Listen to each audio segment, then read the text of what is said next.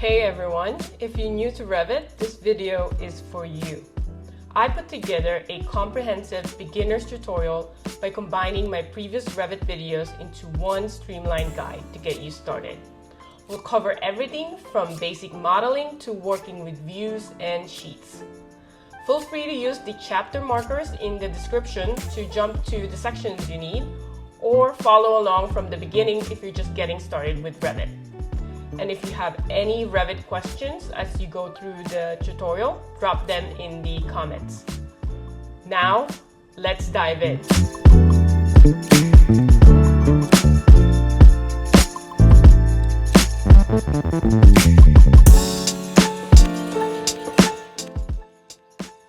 With this tutorial, we're going to go over on how to create walls in Revit. The first thing you will need to do is to go to your ribbon, click the Architecture tab, click Wall, and on your Properties palette, it's going to give us an option and select what type of wall we want to create. For now, let's do a generic 8-inch. And if you hover to your drawing area, on the bottom left side, you can see that there is a status command that's been given to us. Just click to enter wall start point. And now you can see that there is a temporary dimension that will give us dimension on what's the length of that wall.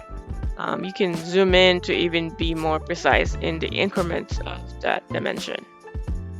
You can also type in the length of your wall. Say 100 feet, enter, and it will give us specifically that length of a wall. You can continue on to create your wall. If you look up to your option bar, you can see that the chain is checked. It will continue just to give us that wall until we completed that rectangle. You can also, when you have that checked, you can also escape to get out of that command to continue to create another wall. Notice that when you're starting to create a wall, did it automatically snap to a previously drawn wall. To manage that, you can go back to your ribbon and go back to your Manage tab. Right here at Snap, you can edit the object snaps, but you can also change the length and dimension snap increments on your temporary dimension. So now let's just hit cancel for that. And if you click back on the object, it will give us the temporary dimension. As you can see here, if you click the move witness line, it will cycle back and forth from one end of the wall to the middle to the other end of the wall. You can also drag that dimension and measure another side of that wall. You can make that dimension permanent by clicking this icon, and now it is a permanent dimension. Another helpful things in creating your wall is to use shortcut commands of SM. Make sure that you are still in the wall command, so type WA for shortcut, and then hit SM. And every time you hover on an object or a wall, it will going to give us that triangle as the midpoint of that object. You can also type in the shortcut S2, which will give you the midpoint of two walls. You can also do this if you don't know the shortcut command. Right click, and you can use the snap override. Snap mid between 2 points, and now we can start in the midpoint of it. Another command that could be helpful in creating your wall, if you go to your modify,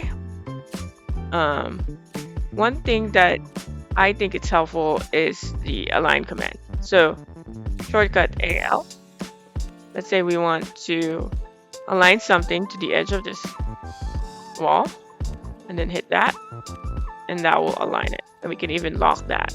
So whenever we escape from that command and change that, it was not going to give us that option. It's going to give us an error saying that it could break the element join. So let's do a Control Z to get back on that. Another option that could be helpful is the offset. You can type in the offset of that object, and it will give us that object by clicking the already drawn walls. You can copy, and you can also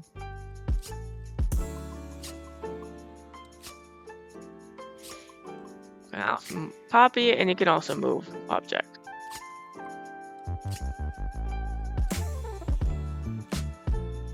One thing that I find the most helpful is, let's say if we go create a wall right here, and I want to connect this wall to this wall, you can use trim extend command, which is shortcut for TR, and just hit this wall to this wall, and that will connect those two walls together. And those are the basics on how to create a basic wall in Revit. Few other things to keep in mind when you're creating your walls are a variety of options that you can specify. For example, right now we have this wall. Per se, we're not really seeing any of corner detail for this wall. What we can do to do that is to go right here into geometry, click wall joins. It's going to give us that square. It's going to ask us that corner, and click that. Now you can go right here on your option to ask what kind of join that you want. And if you click here at the butt, you can just hit next, and it will cycle through which way you want that join to show.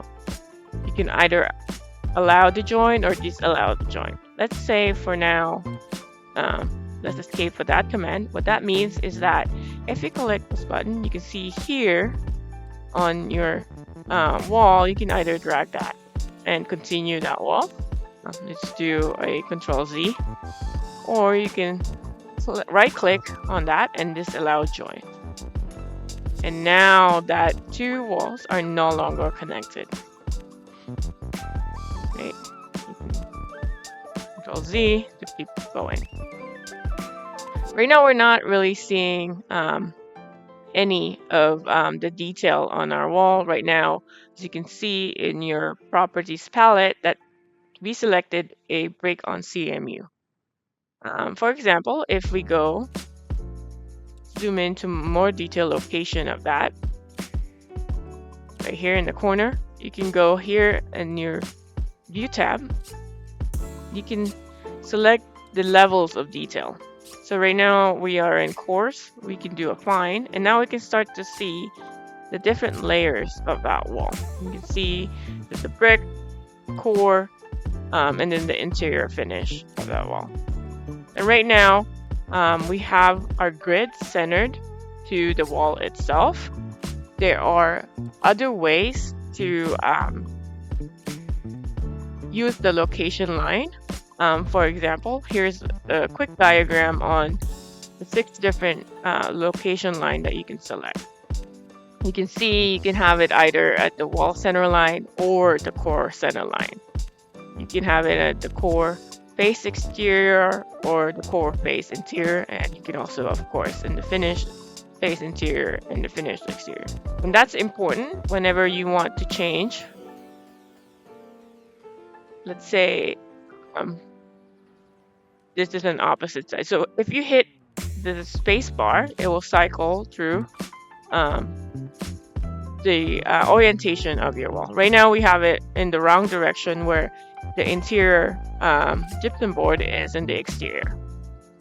So whenever we hit that space bar, it's gonna keep cycling back and forth and change the orientation based on that location line. If we change that location line, hit that, let's say we want it to be in the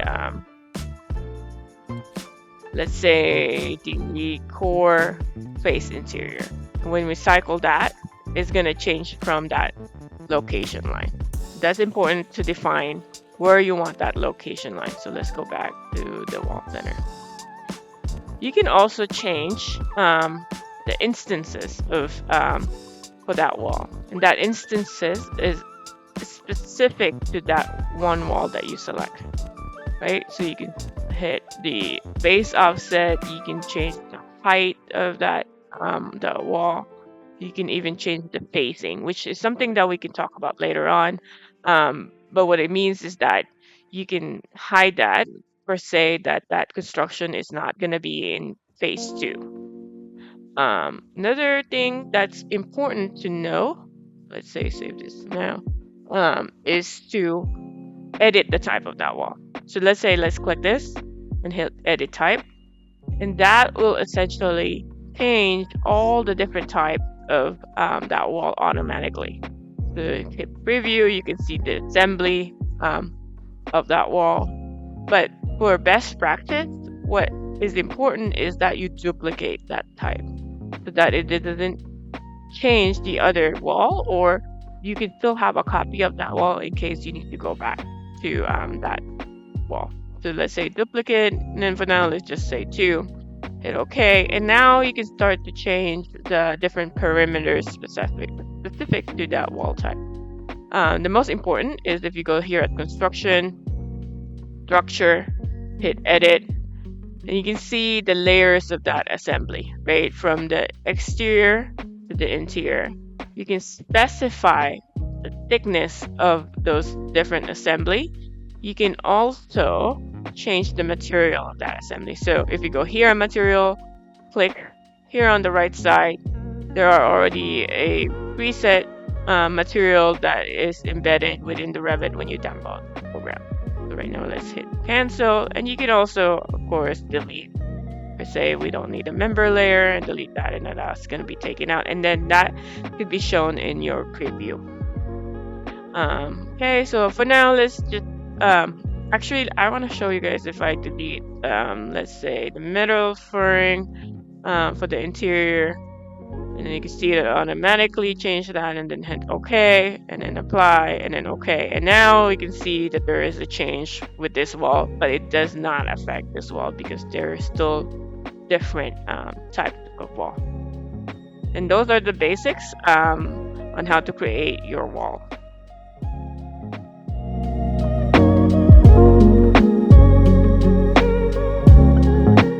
Go over on how to create stair in Revit.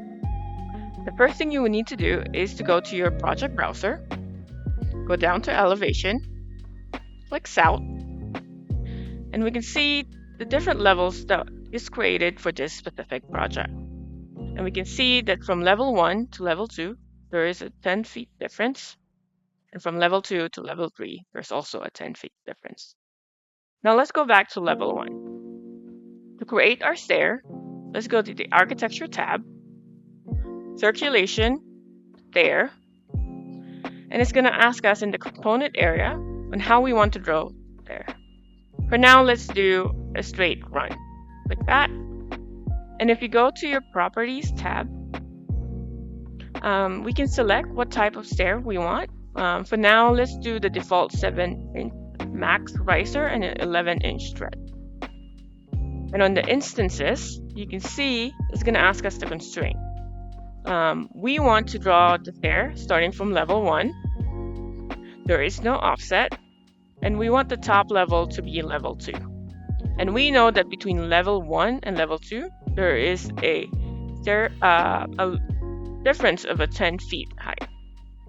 That's going to give us the dimension for the desired number of riser, which is 18. If we change that per se to 16, it's going to give us a warning. And it's going to tell us that the actual riser height of the stair is greater than the maximum riser height specified in the stair type. Let's hit cancel. If we go to edit type, we can see that in our perimeters, there is a calculation rule. We can see that the maximum riser height is 7 inches and the minimum tread depth is 11 inches. And that is based on building code. It's going to also give us the minimum run width, which is 3 feet.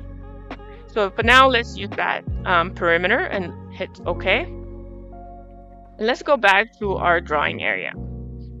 So if we click into the drawing area, it's going to give us the numbers of riser that's being created, but also the number of remaining riser. So let's do 9 for now. Click, and then let's create a landing, and then click and create the rest of the riser. Click. And now this is going to be our basic stair. We can also specify how the railings are being drawn to our stair. So right now we're still in the Modify Create Stair tab. If you go to Railing, you can select the type of railing that you want to use for your stair. For now, let's do default. And you can also specify the position of where that railing is attached to. It's either the threads or the stringers.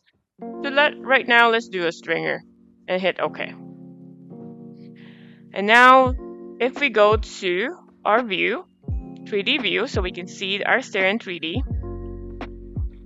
we can see the position of our stair and how the bottom part, which one is attached to level 1. And let's say we're not happy with that.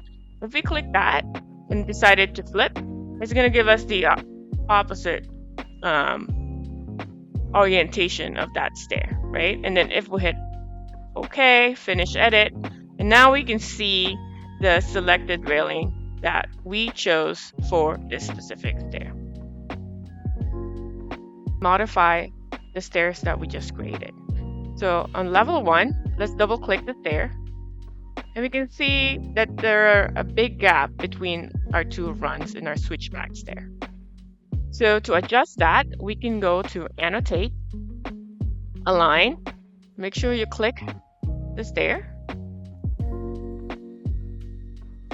and it looks like there is a 2 feet 6 inches distance between the run.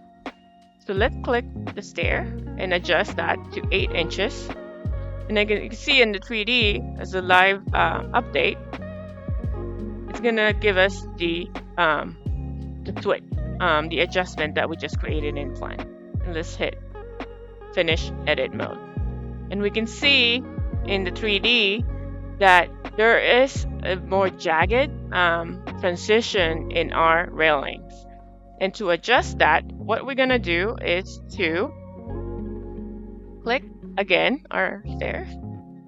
And if we select the upper run, we can move that using the Modify tool right here, and then click anywhere, and then hit 1 feet and 6 inches. And that is the standard for adjusting that stair. And then we click the other run, and again this time let's do a 1 feet, and that's gonna give us a dog leg, which is gonna help us adjust the railing in our stair. So now let's click Finish Edit Mode, and we can see now there is a better transition into our stair. Another way that we can adjust our stair is, again, if we double click our stair, if you click this run, you can see that there is a grip control. And then we adjust that grip control per se, you can see that in 3D, it's adjusting the bottom of that run, right? But if let's go back and click the triangle, it's adjusting both of the stairs run, right? It's shortening, and you can even tell that the adjustment that's happening to the height of the landing to balance that height. You can also adjust the stair based on the landing height. So if we go to 3D, just click height, we can change that here. See, 6 feet, and now it will change the height of that stair. So for now, let's do a final configuration where we want it to be from 1 to 11, and then 12 to 18. So right now, let's do that and click finish. Create a stair. I want to do it as a free-form drawing. So right here in 3D, I created a level 2 so that I can show you how to attach your drawing or your stair drawing to this landing. So let's go back to level 1. You can see we're not able to see the level 2 floor. And for us to do that, remember on our first tutorial, if we go to Properties, Underlay, Range Base Level, right now it says none. So if we click the down arrow, we can specify it to level 2. And we can see that boundary of that floor plate for level 2. So now we can move our stair. So if we click Move in the Modify tab, and now we can start to attach our stair into the level 2 floor plate. Now I want to show you how to copy the stair that we just created to the other levels that we have in the project. So if you click the stair, in the Modify tab, there is the multi-story stair. And now we go click on our section view so we can see the section and the level, and select Levels and click level 3. And now we can finish that, and now we can have multiple levels into our stairs that we created. Now you can see that is an easy way to multiply your stairs. To floor plan. And let's adjust how our 3D stair is being projected to 2D floor plan. So let's click VG for Visibility Graphics, Model Categories, hit S, scroll down to Stairs, click the plus sign button, and now we can see the lines that's being projected. We can override those lines. We can hide those lines by unchecking. So right now, let's uncheck nosing lines, support nosing line, just to clean it up a little bit, and then hit apply. And we can see that it's starting to adjust on our floor plan. We can also uncheck the riser line, also the hidden lines, and then click apply. And now we can even minimize the clutter in our drawing. So really it depends on how you want your 3D model to be projected in the 2D. The clearer it is, the better it is to be annotated into your floor plan.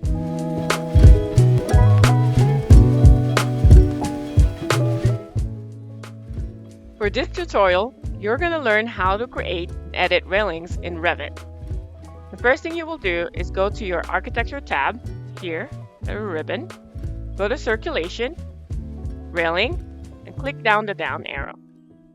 It's going to ask us two options, Sketch Path or Place on Stair and Ramp.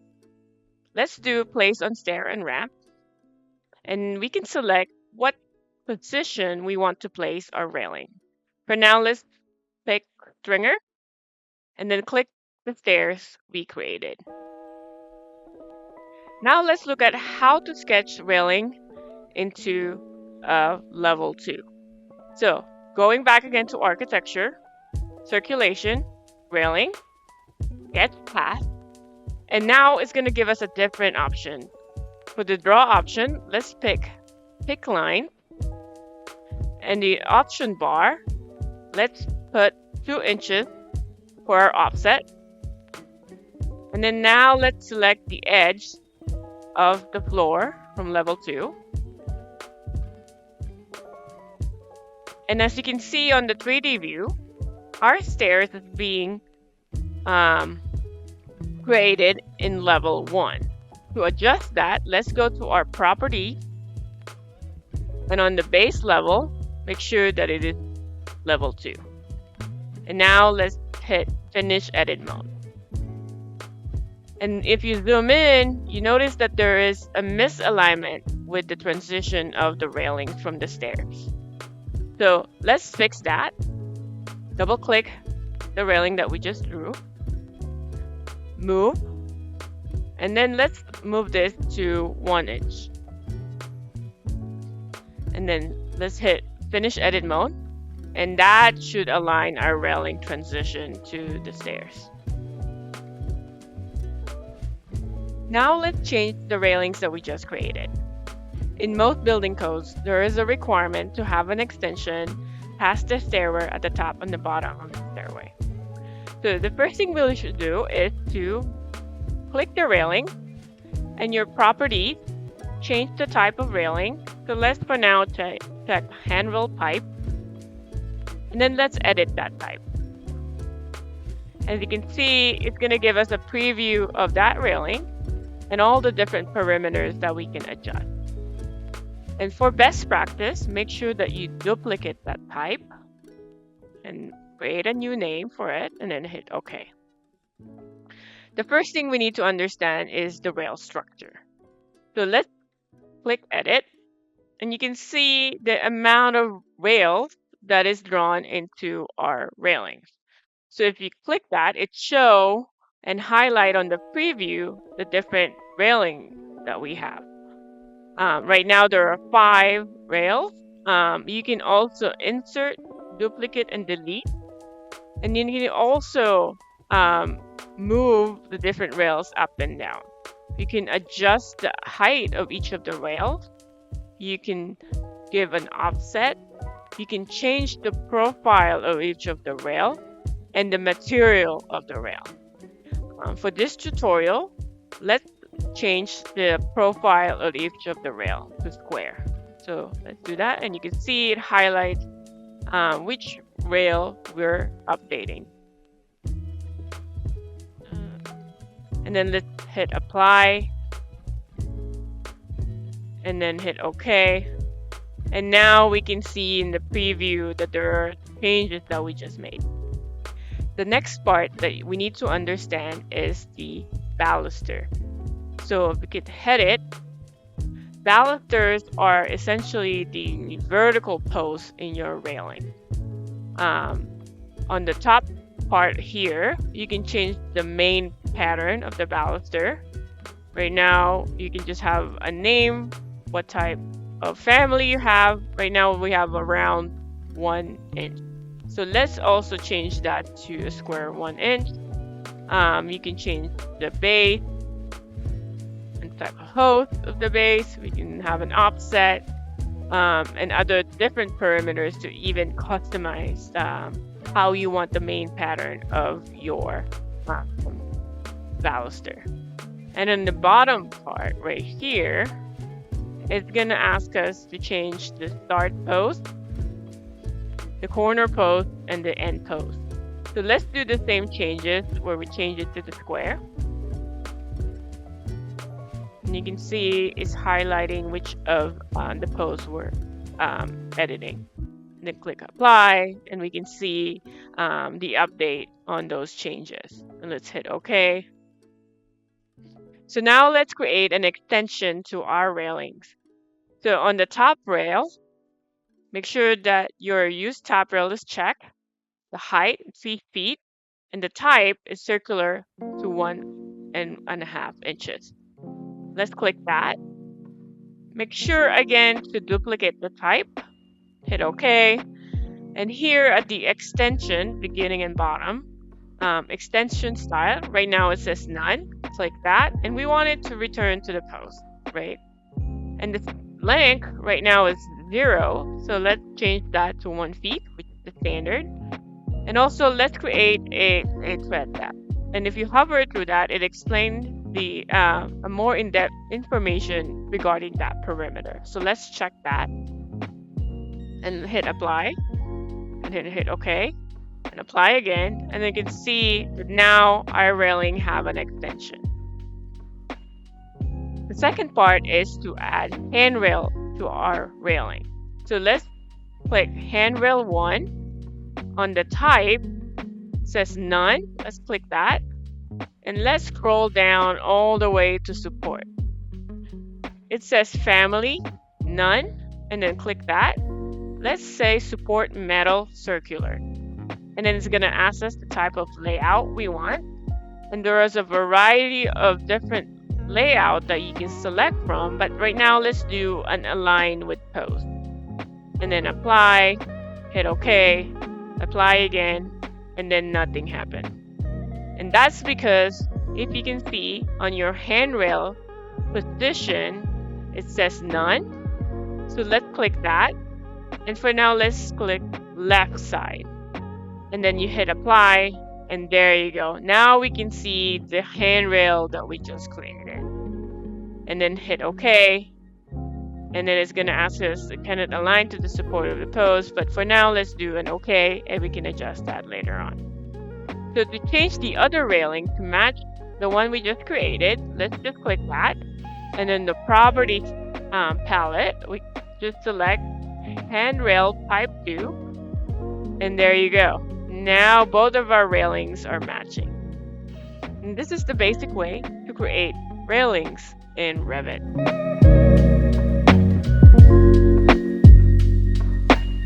In this tutorial, you will learn how to create foundations in Revit.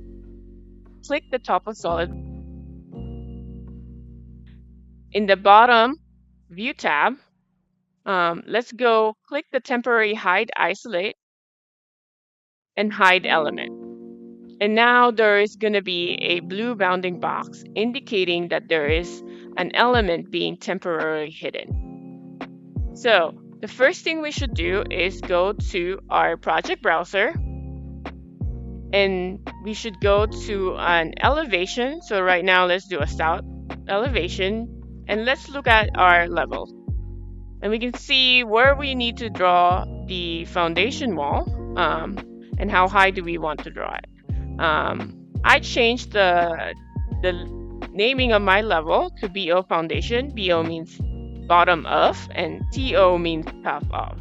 So let's go to our project browser again, bottom of foundation. And now we can see the plan and we can draw our wall. In the architecture tab, let's click wall, the down arrow, and it's going to ask us what type of wall for now. Knowing that the architectural drawing is just a representation of the model, and that the structural engineer is the one responsible for creating the actual structural drawing of the foundation, we should just use for now the wall architectural model.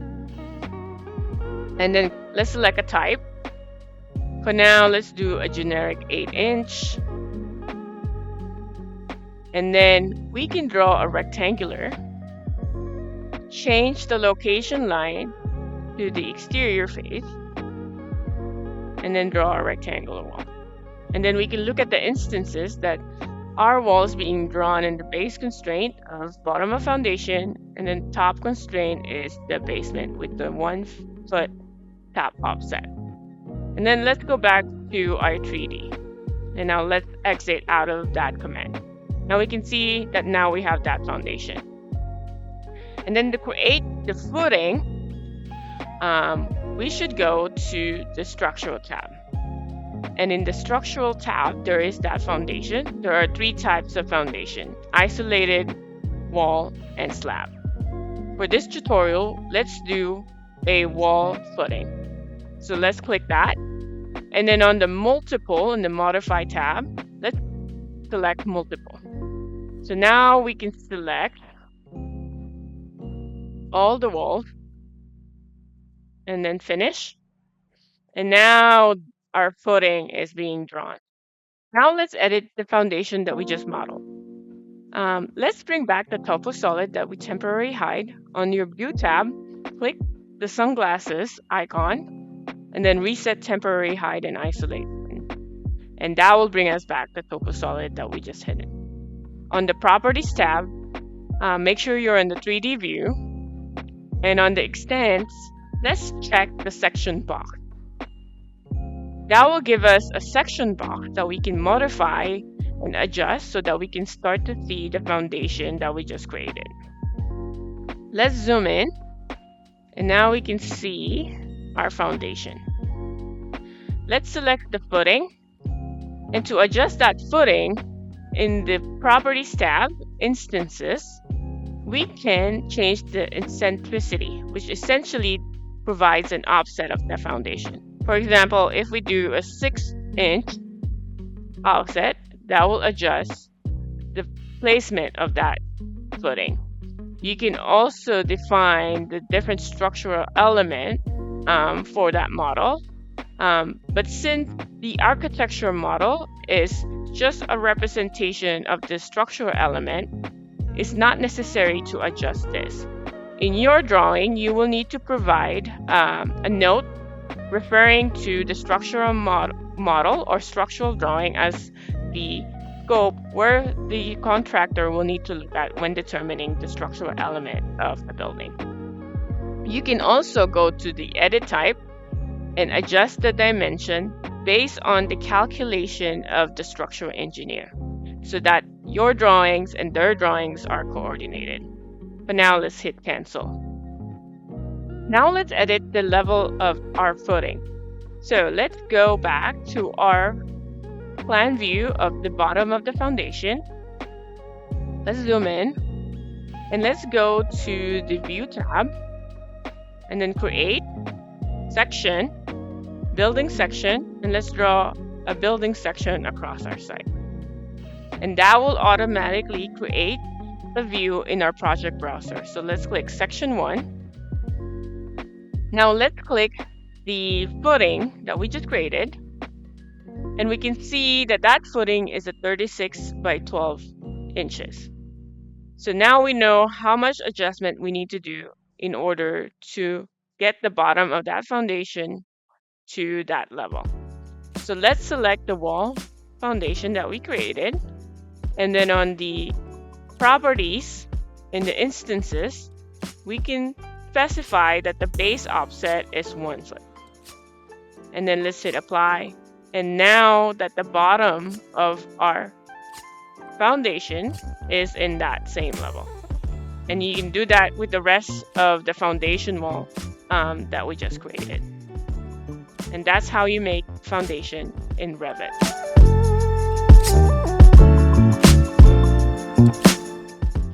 Toposolid is a new feature introduced in Revit 2024, offering a significant improvement over the previous Revit topo surface for modeling topography and site conditions. Unlike topo surfaces, Toposolid function more like floors in Revit. They are solid elements with types, perimeters, and structural layers. Plus, they come with an enhanced topographic capabilities, allowing you to customize contour lines and refine site modeling with greater precision. To get started with Toposolids, let's create one from a sketch in Revit. First, navigate to the Massing and Site tab, and under Model Site, click the drop-down arrow beneath the Toposolid, and let's select Create from Sketch. This will switch a ribbon to the Modify tools. And similar to how you will create floors in Revit, let's begin by defining the boundary using the Draw tools. Next, in the Properties palette, you can choose a starting Toposolid type. If you're using the Revit Imperial Multidiscipline template, you'll find several preloaded options.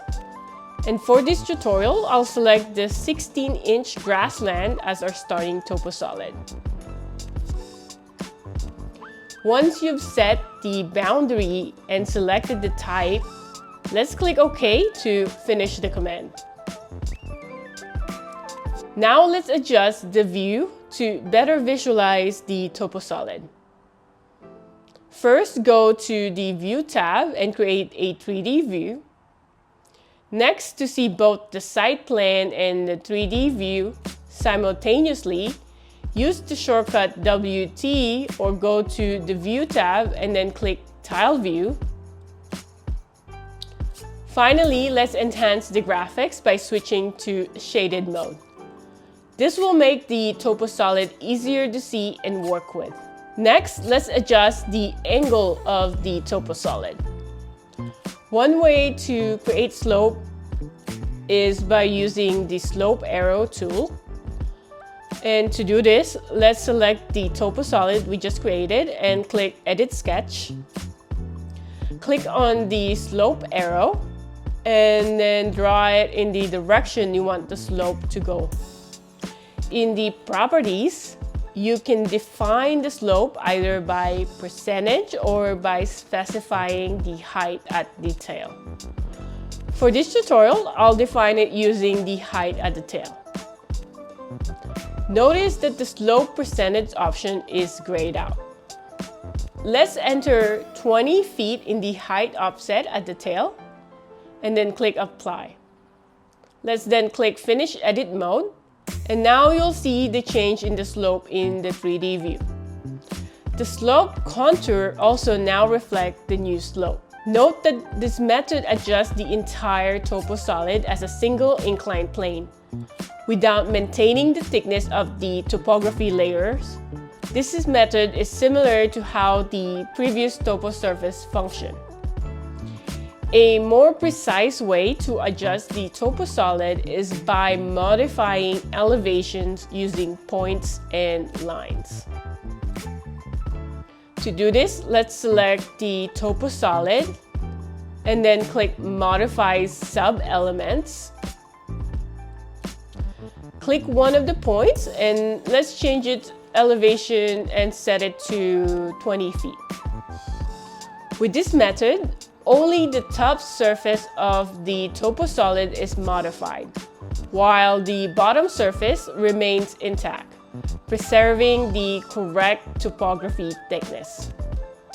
To further refine the shape of the toposolid, you can add points for a more localized elevation adjustment, split lines to create more control over slopes and transitions.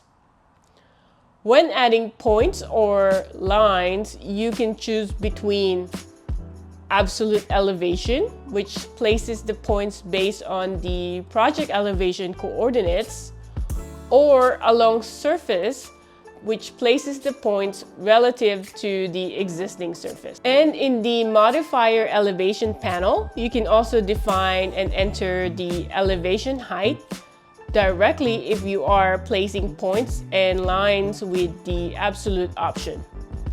You can specify how the elevation is measured in the elevation base. For example, if your topography height is offset from a specific level, you need to account for the offset when selecting current level as the elevation base. The same logic applies when working with Revit coordinates, project base point, survey point, and internal origin.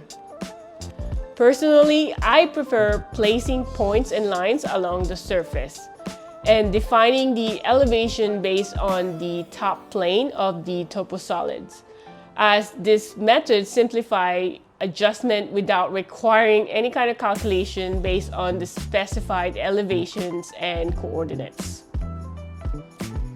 In this next section, we'll create a toposolid from an imported AutoCAD survey. This method is useful when working with civil engineering surveys, allowing us to generate a more detailed and accurate topography in Revit. First, let's bring in this survey file. To do that, let's go to the Insert tab and then click Link CAD. Select the CAD file you want to use. Adjust the import settings based on your project needs. For this tutorial, I'll adjust my setting as import units to feet, correct lines uncheck to avoid any unnecessary line corrections. Positioning, I will do it at center to center to align my file to the center of my file. After you're done, click Open to bring the CAD file into Revit. Once the CAD file is loaded into your Revit project, we need to determine which layer contains the contour data. To do that, let's click on the CAD file in the drawing area. In the Modify tab, let's select Query. Click on the primary contour lines. This will display the layer name, and in my case, the primary contour lines are in the layer CTR index. Click on the secondary contour lines. For this file, the secondary contour lines are on the layer CTR. Now that we've identified the contour layers, let's generate the Toposolid. So let's go to the Massing and Site tab. Click the down arrow under Toposolid, then select Create from Import, Create from CAD, select the Toposolid type. Revit will prompt you to choose which layer to use for the elevation points. Let's click Check None to deselect all the layers, then check the primary contour layer, which is CTR index, and then the secondary contour, which is CTR. After you're done, let's click OK, and then Revit will generate the Toposolid from the contour data. Now let's see the 3D view of the Toposolid that we just created. So to do that, let's go to View tab and then click 3D View. Select the Toposolid in the model. In the Properties palette, you may notice that there is a height offset. This happens because the contour lines in the CAD file have an elevation offset. To correct this, simply adjust the height offset value to 0 in the Properties palette. Now that we created a Toposolid from the CAD survey, let's refine it by splitting it into different terrain elements and adjusting its contours and materials. To clean up the workspace, let's temporarily hide the imported CAD file. To do this, let's open Visibility Graphics by clicking VG. In the Imported Categories tab, let's uncheck the CAD file we just imported, and then click OK to apply the changes. Next, let's split the Toposolid we just created to create a distinct element within our topography. To do that, let's go to Modify tab, select the Split tool or shortcut SL, click on the Toposolid, and let's draw a line across the area you want to split. Click OK, and then let's press Escape to exit the command. Now let's assign a new material to the split area. I'll designate this section as Water. Let's click on the Split section of the Toposolid, and then in the Properties panel, change the type to Water. Notice how the water retained the original contours from the Toposolid. Let's customize the contour display so that the water section does not show the elevation lines. To do that, let's select the Water Toposolid and then click Edit Type. Under Graphics, go to Contour Display, click Edit, then uncheck both the primary and the secondary contours, and then click OK. And to match the contour lines of the Toposolid to the CAD file we just imported, we can actually manually adjust them. To do that, let's select the Toposolid, then go to Edit Type, and then again Contour Display. Here, let's change this to match the primary contour to 20 feet and the secondary contour to 5 feet. To refine the appearance of the contour lines globally, we can modify the contour lines in the object styles. To do that, let's go to Manage tab and then select Object Styles.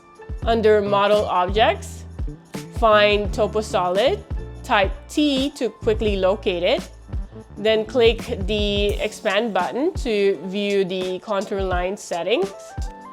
Change the secondary contour line type to dash, and then click OK.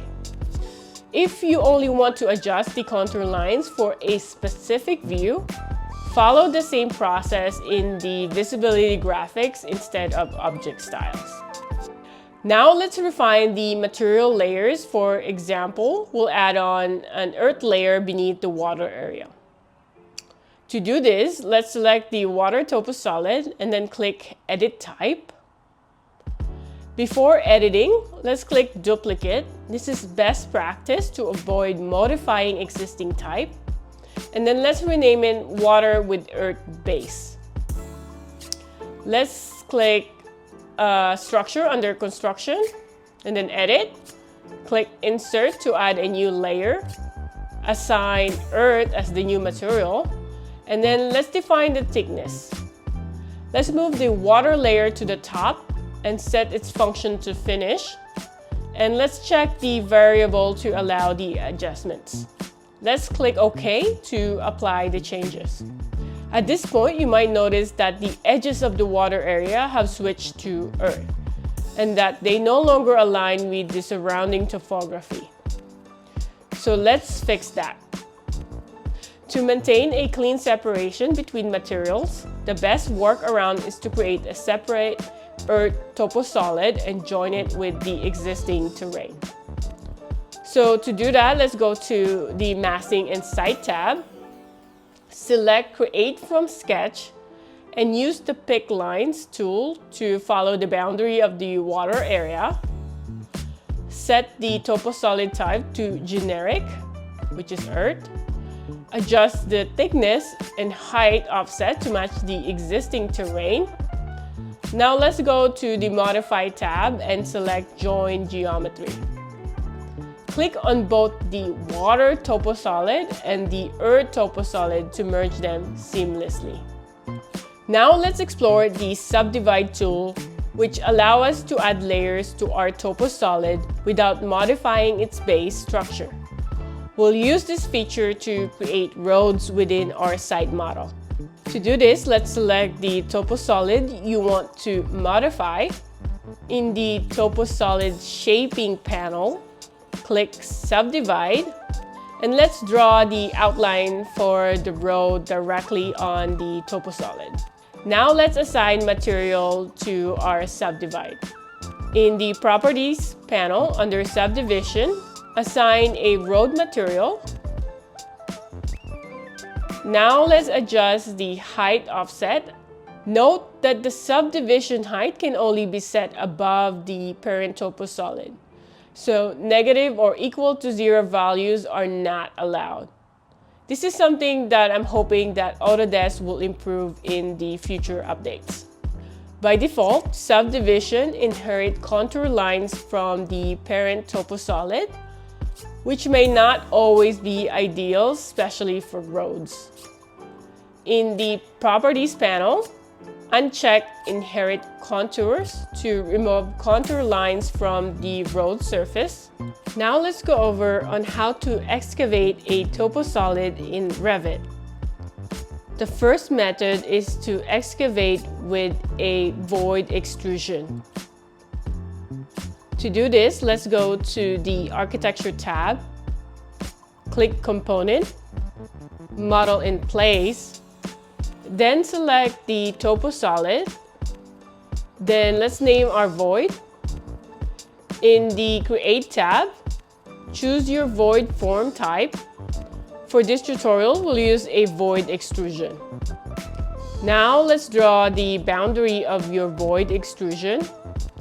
And in the Properties panel, set the extrusion start and end to define the excavation depth. Let's then click Finish Edit Mode to complete the void. The second method is to cut the toposolid with the walls and foundation. To do this, let's again select the toposolid, and then under the Modify tab in the Geometry panel, let's click Cut. Then select the toposolid first. Then let's select the wall and footing foundation you want to cut with. Make sure you have the multiple cut checked. The third option is to excavate using floors. To do this, let's again select the toposolid. And under Toposolid Shaping, let's click Excavate. Then select the floor you want to use to excavate. Now, Revit will automatically remove the portion of the Toposolid where the floor intersects with the site. The last thing I want to show you is how to bring a 3D site model into Revit as a Toposolid using Autodesk Forma. For a more in-depth tutorial on this process, make sure to check out my other video titled Autodesk Forma to Revit Toposolid, which you can find linked in the description below. To create the Toposolid using Forma, let's open the Forma Autodesk and create a new project. Then let's enter the address where you want to generate the 3D site. Then select the project area, then confirm the map area. Now Autodesk will automatically generate the site. Now let's choose the elements that we want to include in our 3D site model. I'll add in the roads, terrain, and surrounding context building. Now, let's export to Revit. In the proposal, right-click and then select Revit. If this is your first time importing from Forma to Revit, you'll need to download the Revit add-in. After installing the add-in, you can now send the Forma model directly into Revit. To load the proposal into Revit, in Revit, let's go to the Massing and Site tab, and under Forma panel, click Load Proposal. Make sure you've selected the correct proposal, then click Load. And that's it. This is a quick and efficient way to generate a 3D site model as a Toposolid in Revit using Autodesk Forma. You now have a detailed, context-rich site model that you can work with to start your project in Revit. Now let's adjust the graphics of the Toposolid we just imported from Forma. To do this, let's first remove any extra road lines. Then let's adjust the subdivision road. So go ahead and right-click and choose Select all instances in the entire project. And in the Properties panel, change the material to road. Adjust the height of the subdivision. And then uncheck Inherit Contours. And to adjust the Toposolid material, let's select the Toposolid, then click Edit Type. Under Structure, let's modify the layer material and adjust the thickness of each of the layers. Then let's change the contour display setting. To modify the appearance of the buildings and context elements, let's select a building and then right-click and choose Override Graphics in View by Category. Here you can adjust the projection lines, the surface patterns, and then the transparency if needed. Now let's adjust the graphic display. To do this, let's open the Graphic Display Option panel. And here we can refine the line styles, shadows, and lighting. You can also adjust the background settings.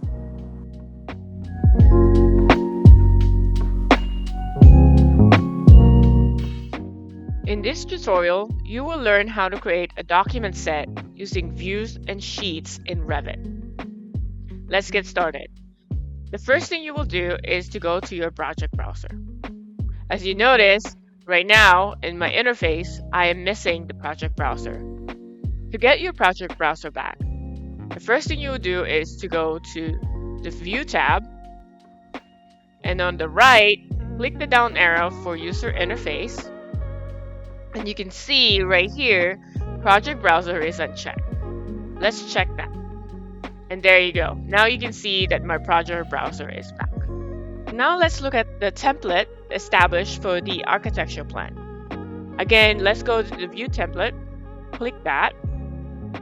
And now we can start to edit the different visibility graphics that is we can establish to the other floor plan. So right now, let's do a VG override a model, and then let's go to wall. And right here on the right side, let's say if we want to cut pattern and establish that, you can change what type of poche you want to be shown into your drawing. So as of now, I have it as solid fill. You can also change the color of those solid fill. Say if you want it to be gray or black, that's really up to your graphic standard, but right now let's do a gray, and then let's hit OK,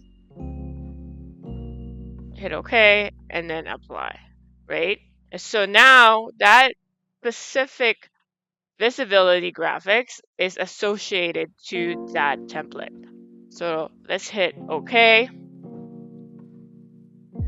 and apply, OK. In this view, we're not seeing that specific change that we just made. So let's go to a different view, L2, which is the living. You can see now with this template, it automatically changed the poche of our drawing. And then the same thing for level 3. So that is a good way to establish a workflow when you're drafting in Revit. If you want to create your own view template, you will go to View, View Template, down arrow, and then you can create a template from a current view, or you can apply properties of the one that you are working on into a template. But typically, what the best thing to do is to go to Manage View Template. And here, you can copy a view. For example, if you want to have another working plan, we can just duplicate that and use that as a base and create a new working template. And then hit OK.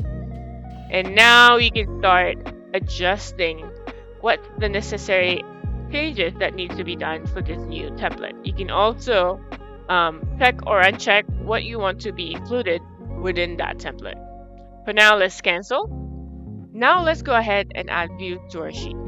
Let's go back to our project browser, scroll down, sheet. Let's open A101 architectural plan again. The easiest way to add views to your sheet is to go to your views. For example, let's do L1 bridge, drag that to your sheets, and there you go. Now you can place a view to that specific sheet. Another way to add views to your sheet, for now let's do Control Z to get rid of that, and go to your View tab. In the sheet composition, you go to View, and then type in L1, and select the L1 bridge floor plan, hit OK, and now you can see as another way to add a view to our sheet. Once we add the view to our sheet, if you go back to the view in the project browser, you can see that that box changed to blue. However, once we add a view to a specific sheet, we are not able to add it to a different sheet. So let's, for example, open up A102, double click that, and then let's go back to the L1 bridge and let's drag that. Right now, it's going to give us this dialog box saying the view is already placed on the sheet A101. So let's close that. The workaround for that one is to right click. Let me expand my project browser. So right click, duplicate view, and you want to do a duplicate as a dependent. Now you can add that dependent to another sheet, to the A102. But that view is now dependent to that L1 bridge. So if you made any changes to the L1 bridge, it will affect this specific view as well. Okay, so let's go back again to our A101 architecture plan. Let's minimize this project browser. Now let's talk about title block. let's go take a look at the lecture that we have about documentation. So in that lecture, we talked about the variety of information that you need to include into your title box, as well as sheet identification format and how to organize your sheet designator information. The first, on the title block, you will need to have the project identification. In that box, you will need to include the project number, but also client information. The next is the consultant box. In the consultant box is where you will include the variety of engineers that you have as a consultant in the project. The next is the issue box. In this box, you will provide information on the different version that you will issue and the date that it was issued. You will also have below that is the management box. This will show who's the author of the drawing and also who's the one who's doing the checking of the drawing for quality control. Here in the architect's identification box, you will include information about the architect or the firm that's issuing the drawings, but also the licensing information of the architects issuing the drawing. Next to the architect's identification, you can also include the north arrow and the scale of the project. And below that, you will include the sheet title and the sheet identification. Here on the right, you can see that there is a format specified for how you will include the sheet identification format. So there is a discipline designator. So A means architecture. The next is the sheet type designator. For here, it is numbered 1, specifying that it is a plan view. The next is the sequence designator. And you can see here we have 1 indicating this is the first of the floor plans. Now let's go back to Revit. Now let's edit the information that we have on our title block. To do that, you will go to your Manage tab, Project Information, click that, and right here on Other, you can start to update the information you have for this project. So for now, let's say project name is House 1. And then on the project number, let's do for now homework 2, client name, ARC 526, and we can hit OK. And now you can see the changes happen. You can also later on start providing the issue date, the author, and the checker of that project. You can also create and customize your own template for your title block. To do that is to double click here on your title block. As you can see, it'll open the family editor. And now you can establish how you want to format your title block. First thing, the best practice is to save as and create a copy of this one. Let's say desktop and edit. And save. Now you can start to adjust information on the project. Now you can delete this Autodesk information and replace it with your own logo for your specific project. We can also start to edit the consultant that's specific for this project. So if you double click and just say structural, the first one, and then here electrical, and so on and so on. And now once you have those information into your title block, you can go ahead and save and then load project and close. And now you can see that this is the new title block that we just created. We exit for now, click the title block we want to change, go to your properties, and let's find the one that we just created right here, horizontal. And now we have that updated title block that we just created. Now let's talk about the view reference in Revit. As you can see right here, we have included the section annotation, but also elevation views that indicate where we can find those information are. For example, if we zoom in, we can see that there is a annotation tag indicating the south view, but also a section view. If we can see, it gives us information of where we can find those views and in what sheet. For example, this section is indicating that we can find it to A301, 2. So if we go scroll down to our sheet and find A301, you can see if we click the branch, we can see that there are 2 sections attached to that sheet. So if we double click that sheet, it has a name, we can see on the 2 is the north-south section. And that section is what's going to be shown from our floor plan. The one most important thing to establish when creating your document set is to make sure that you properly lay out your sheet. So let's go back to our A101 sheet. And you can see we already have a view in that specific sheet. So let's add the L2 living. Actually, let's go start and make sure that we have that drawing properly set up. So let's double click that. And make sure that we are using the same scope box, the same as the first floor plan that we have. Right now it's saying scope box now. To establish a scope box, first thing you will do is to go to your view tab, and then right here and create scope box, zoom out, and let's create a box that includes the view that we want to establish for all our floor plans. There you go. And then now we can change the name to floor plan, and apply. And now if we go to L2 living, we can use the same scope box right here. And there you go. Now we have the same view for that same floor plan. And if we go to our A101, we can now start to drag our L2. And you can see when I'm dragging that L2, it'll automatically align that drawing to the first floor plan that we created in that view.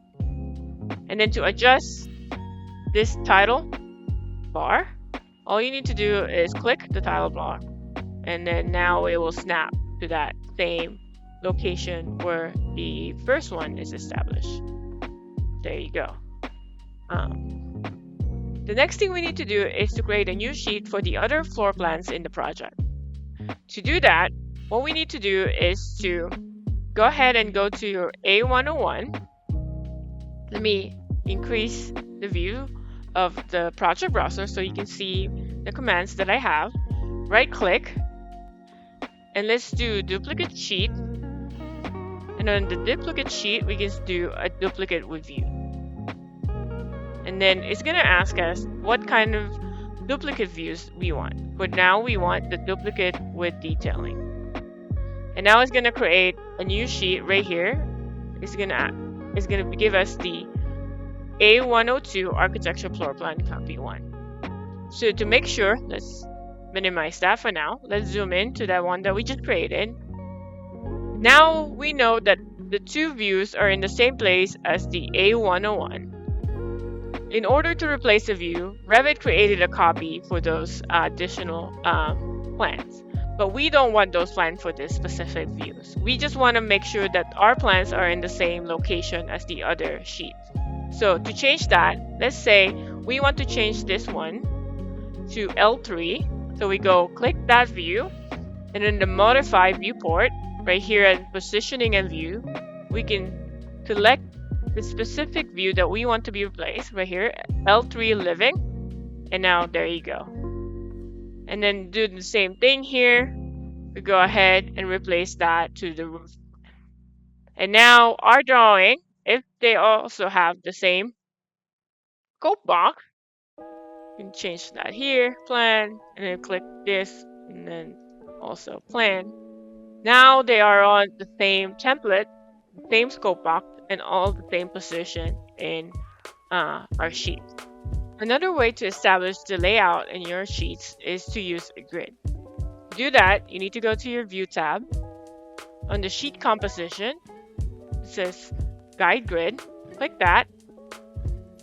We can just create a new grid and hit OK. And it's going to give us a grid that we can use to follow to create our layout. To use the grid, you can go ahead and change the spacing. For example, let's do a 5-inch spacing to make it a bit bigger. And then we can move this grid intersection into an intersection of grid 1 and C. Now if we go to our A101, right here, this sheets, we can go ahead and use the same guide that we just did. And now you can see that they're in the same intersection as the grid 1 and C.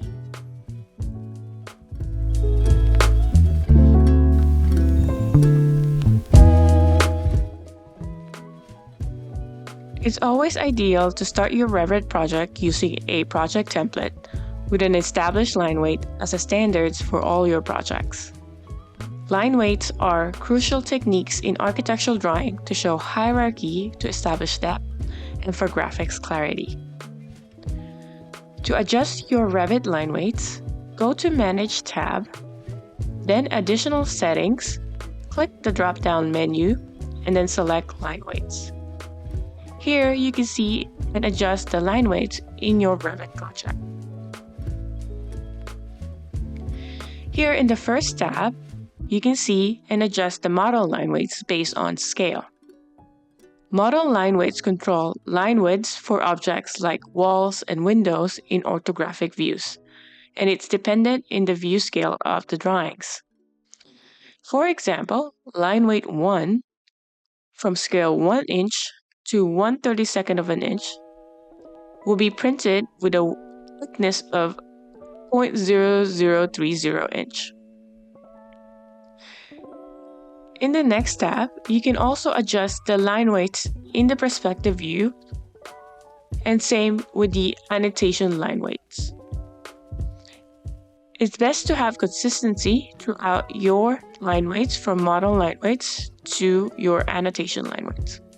To create and adjust line style and to specify the line weights in your project, you should go again under Additional Settings, select Line Style.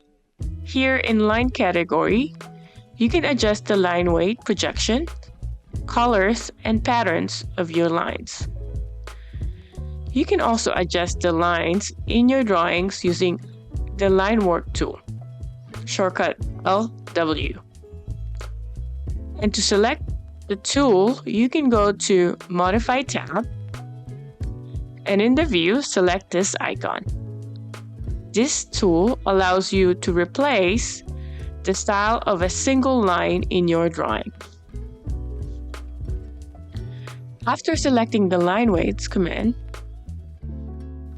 select the line style. For this example, I will select a thicker line weight of a number 4. Make sure to click the thin lines under the View tab in the Graphics section to display the line weights in your drawings, as it will be printed in paper. You can toggle this display on and off.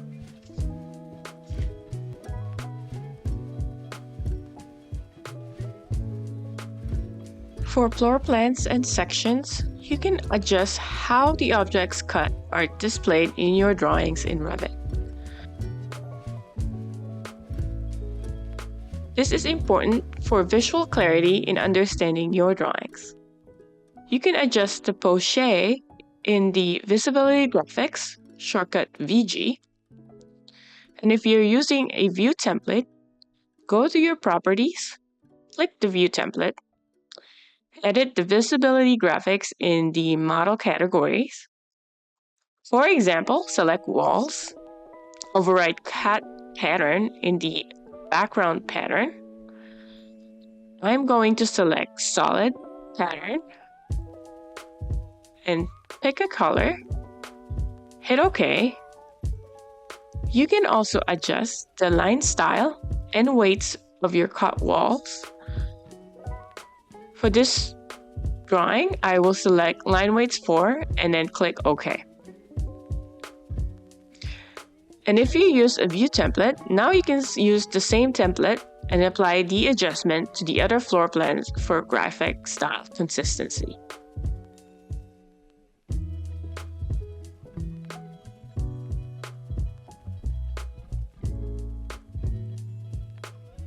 In Revit, there are 6 different visual styles to select from: wireframe, hidden lines, shaded, consistent colors, and realistic.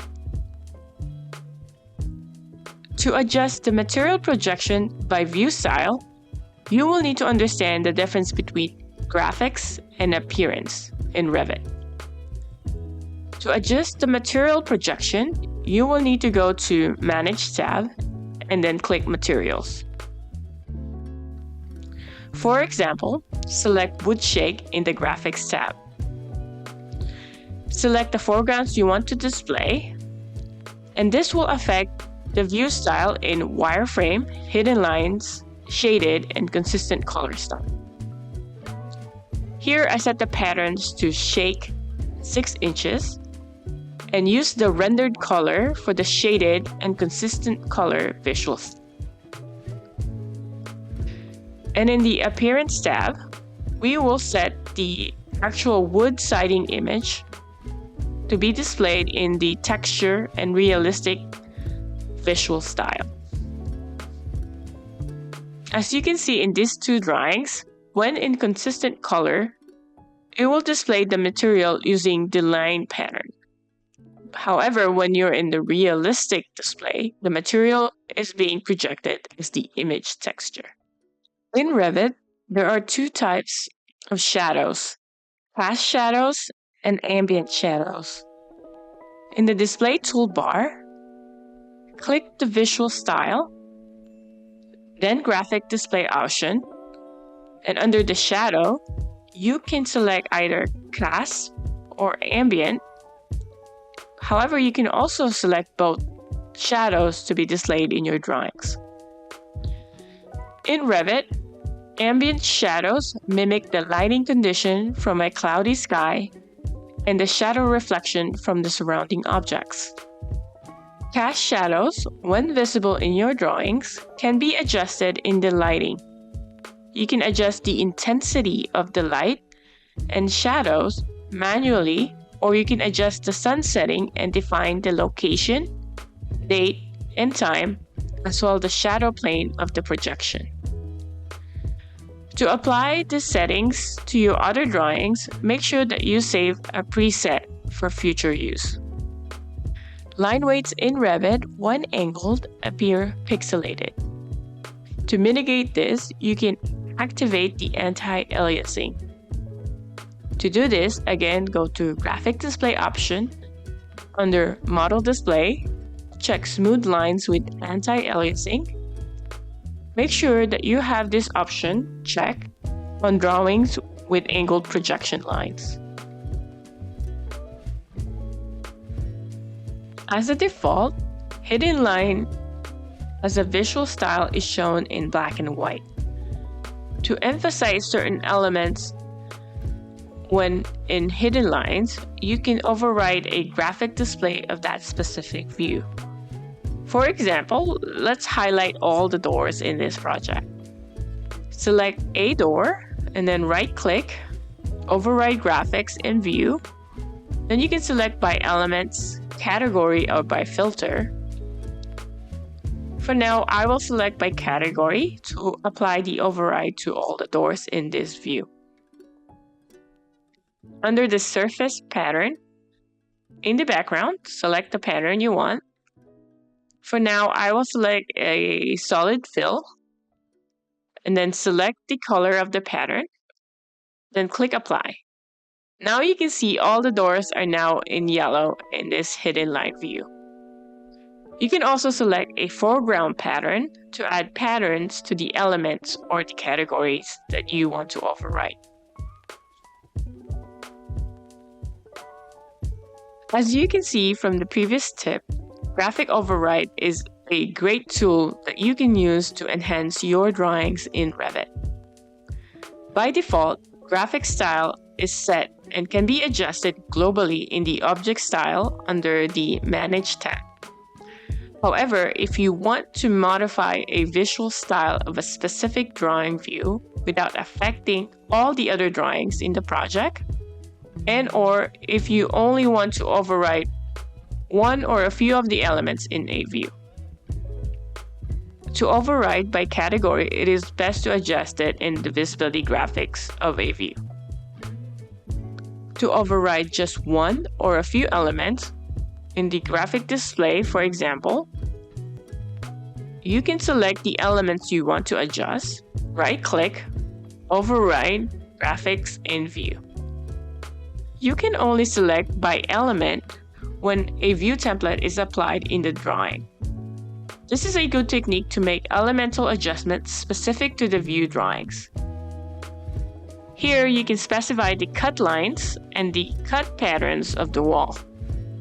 In some drawings, you might want to de-emphasize certain elements to highlight important ideas. For example, in floor plans, in the visibility graphics, under model categories, you can select all the furniture and other interior elements in your layout to be all in a halftone. You can also adjust each category's transparency. To adjust just one element's transparency in a 3D view, you can select the element, override graphics in view, then adjust the transparency so that you can show an interior element in this view.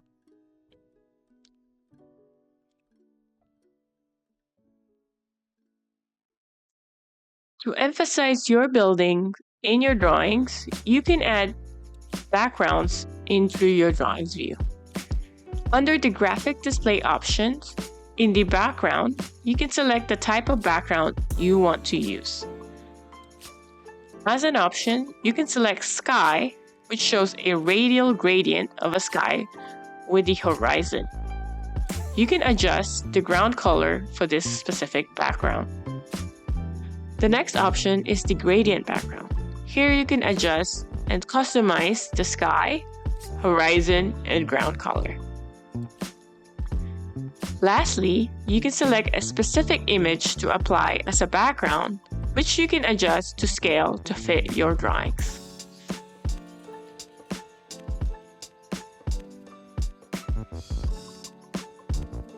For the last step for this video tutorial, let's talk about filters in your drawing. To use this filter tool, go to Visibility Graphics and under the Filter tab, create a new rule, click Edit /New, create New, select the category you want to filter. To demonstrate this tool, I will select walls in the category. Then I will create a rule definition specifying that any walls with a length greater than 10 feet will have a specific type of graphic.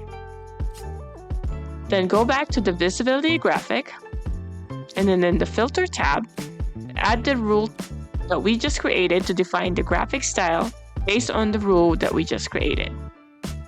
For example, after applying the filter, you can adjust the projection pattern of that specific rule. Let's change the background color to red. Now you can see that any walls that are longer than 10 feet will have the color red as the projection pattern. I hope those 10 tips that I demonstrated help you improve your architectural drawings in Revit so that you can effectively communicate your design project.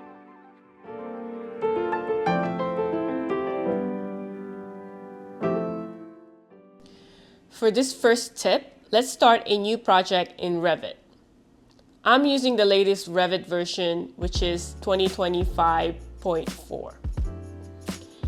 In the new project dialog box, under Starting Template, go to Browse, and let's start with just the default Imperial template. In the Starting View, which is the Level 1 floor plan, go to View tab, and then click Visibility Graphics. Of course, you can also type VG as a shortcut. After you've done that, let's type S, then scroll down to Site. Let's check the internal origin. Now you can see the symbol in our view. The internal origin is one of the coordinate system inside Revit. The other two are the project base point and the survey point. If you want to learn more and understand the Revit coordinate system, I've included the link in the description to an excerpt from one of the videos that I explain the difference between each of the coordinate system.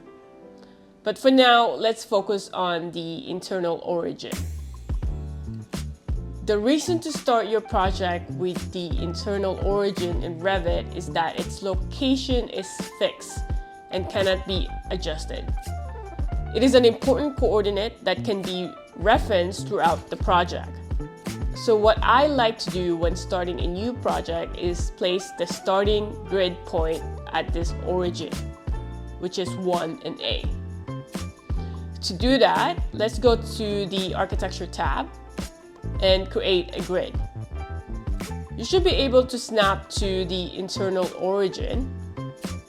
Also, when creating your own Revit template, it's good to have this already established with the grids. This way, every time you create a new project, you already have the starting point set for your project every time. Another reason to start with the internal origin is if you're importing a massing model into Revit to use as a reference. For example, go to Component, Model in Place, then select Mass. In the Insert tab, you have the option to link CAD. Make sure that when you're importing in the positioning option, you have selected Origin to Internal Origin. Now you can use this massing model as a reference for building your model in Revit. In Revit, there are two options to bring data and 3D model from other CAD programs into your Revit file: import or link. Many beginners tend to import data into Revit. However, these options embed the data into your model, which can be problematic as the Revit files become more complex, potentially slowing down your model. Another issue with importing your model is that you won't be able to update the embedded geometry or the data if you made any kind of changes outside Revit. So for the second tip, I recommend linking instead of importing. For example, you can use a DWG file as a reference for modeling. So let's go to Insert tab, Link CAD, and then ensure that you select the file type. For us, it will be DWG file. Again, make sure you select the appropriate positioning option. For best practice, I recommend selecting Origin to Internal Origin. By default, your CAD file will be pinned when linked. If you need to adjust the location of the link file, make sure that you unpin it. Now, let's move the DWG file to ensure that the corner of the building aligned with the internal origin. If I make any changes to the DWG file outside Revit, for this example, let's say I remove the grids in the Rhino file and then save it. All I need to do is go to Manage Link, select the file I want to update, and then click Reload. This will automatically update the reference DWG file inside Revit. This workflow is the same for other file types in Revit, such as PDF and images. There are multiple ways to prepare a layout in Revit, but for me, what works best is using detail lines as guides. In the Annotate tab, use detail lines, which are only visible in a single view in Revit. For the line style, I typically select the Revit default line. You can also create your own line style, but for now, let's just use this line style. which has a line weight of 1 and a green color and a solid line pattern. For those familiar with AutoCAD, this might feel like a familiar technique. For example, I use detail lines to create the guide layout in a plan view. It's easier to do in the initial draft, and then I will use this detail line as guides when I start building the model. Note that in the Architecture tab, there is another option called Model Lines. With Model Lines, you can also select the line type. However, the difference is that when you draw model lines in Plan View, they will also appear in 3D view. Model lines are visible in all the appropriate view, while detail lines are only visible in one view. However, if you want to convert detail lines to model lines or vice versa for any reason, all you need to do is select the line and then click Convert Line. This will change the lines to either detail or model lines depending on your selection. With the detail line we just created, you can now use it to start modeling. For example, go to the Architecture tab and select Wall. To draw the wall, select Pick Lines, and in the Properties panel, for the location line, you can choose how you want to draw the wall based on the reference line. When referencing a detail line, I like to select Wall Center Line so that the grid aligns with the center of the wall. You can also use this technique when referencing a linked DWG file. The Pick Lines tool makes it easier to build walls in Revit using reference. The Align tool is one of the most important modify tools to use when working in Revit. It can be used to move and rotate elements. For example, let's say we want to align and angle this wall to an angled reference line. So let's go to the Modify tab and select Align tool or use AL as shortcut. Then select the element you want to align to, in this example, the reference line. Next, click the element you want to align, which in this case is this wall. After you made the alignment, you can lock the element so that every time you move the reference line, the wall will also move with the reference line. One convenient tool that I use all the time when modeling in Revit is Create Similar tool. For example, I've created a door and I want to create a similar door. Of course, you could go to Architecture tab and select Door. However, the best way to make your modeling more efficient is to right-click the door and then select Create Similar. You can also select the Create Similar command while the door is selected, or even faster, use the shortcut CS, and now you can add as many similar doors as you needed for your model. There are different wall location lines for walls in Revit. Wall center line, core center line, finish face, both interior and exterior, and then core face, both interior and exterior. This location line are important when modifying walls in Revit.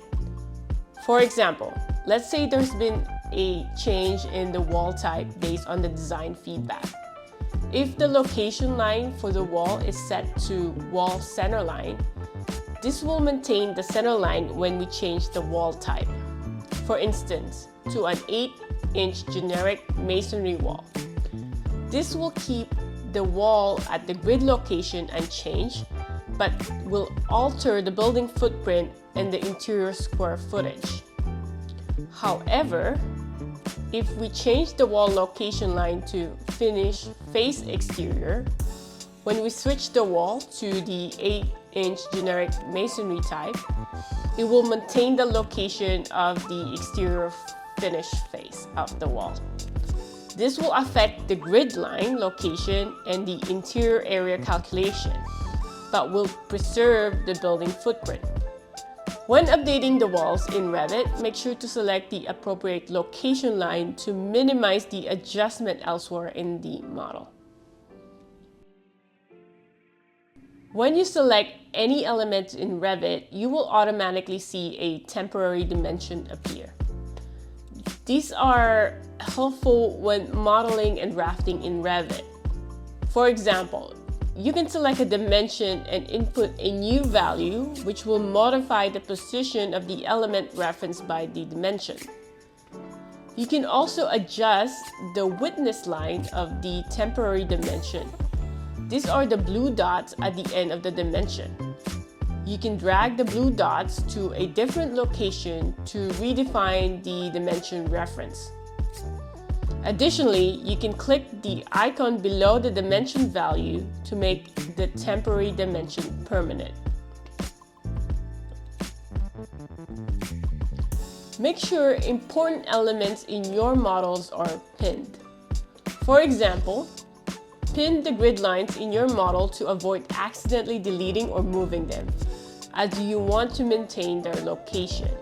To do this, select a grid, right-click, and then choose Select All Instances in Entire Project.